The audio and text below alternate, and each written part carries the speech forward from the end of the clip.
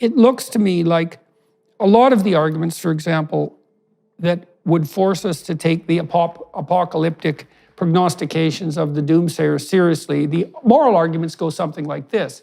Well, 100 years, if there's a lot of climate change, it's primarily going to be the world's poor who pay the largest price for that, the world's poor and oppressed. And to mitigate against that, we have to adopt policies that, however painful they are in the short term, will mitigate against that because of our concern for the long-term viability of, let's say, these poverty-stricken people. But the problem with that is that the models aren't very reliable, and it's absolutely 100% certain that if we raise energy prices, which we have been doing quite effectively, and food prices, we're going to make life much more difficult for impoverished people throughout the developing world right now. And in a way that's going to kill plenty of people, and it's certainly going to deprive many others of educational opportunity and optimal nutritional input and all of that. 100% certain that's going to occur. But the moral aspect is, well, we shouldn't be doing things that would endanger those people who are oppressed and poor. But the policies we're pursuing do precisely that. So I'm still left with this complete incapacity to understand how this can possibly be the case. I don't get it, because there's lots of other things we could be doing. Well, leaders in Africa are quite outspoken. They're on the front lines of being the victims of all this.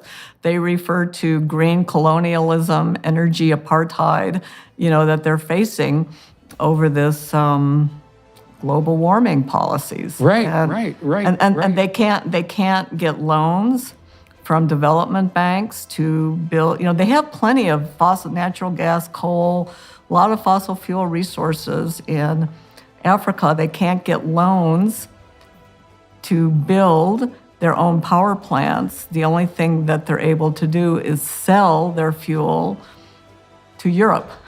So Europe is exploiting them doubly by taking their fuel, but not allowing, it's politically incorrect for these banks to fund the development of power plants. So the Africans can develop their own economy. It's just evil, and I think green colonialism and energy apartheid are perfect descriptors for what's going on. Well, it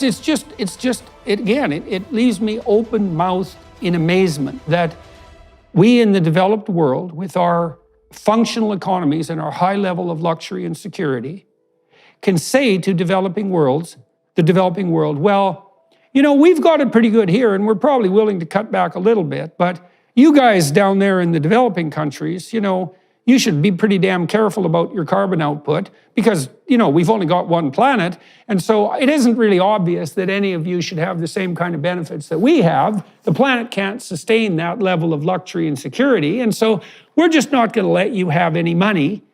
We're not going to help you develop your economy so that you can benefit from the same industrial revolution that has enabled us to educate our children and to have plenty to eat and to be warm in the winter and cool in the summer.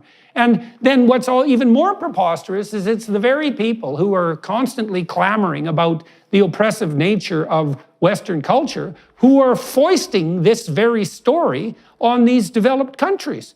Yeah, the irony is that even if the African nations were given, the carbon credits or whatever and allowed to develop to where they want to be and where anyone expects them to be, at most they would be emitting like 5 or 6% of global emissions. And this is for like 1 billion people in the population.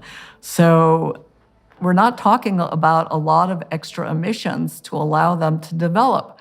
I mean, it just makes absolutely no sense. And it's evil. It's absolutely evil. Well, I've looked across a wide variety of political and scientific thinkers over a 20-year period, trying to identify people that I believe to be credible on the interface between economic development and energy and environmental management.